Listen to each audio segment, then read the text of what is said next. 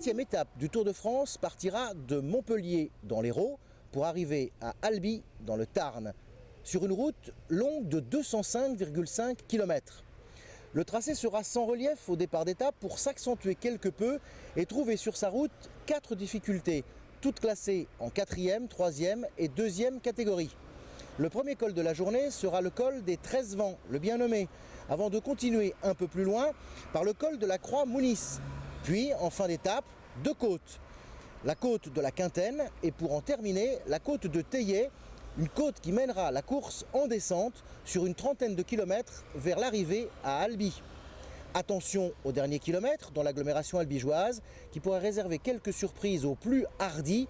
Attention au rétrécissement, aux ralentisseurs et au changement de direction avant d'en finir sur une longue ligne droite de 1300 mètres. Un profil qui devrait sourire aux sprinteurs et pourquoi pas à Peter Sagan. Pour les équipiers de l'Assemblée des départements de France, la journée sera certainement longue et pénible. Il leur faudra baliser 35 points durs et solidement attacher les panneaux à leur support pour que le vent ne les emporte, comme ce fut le cas lors de la 6e étape. À demain pour un nouveau regard de route avec l'Assemblée des départements de France.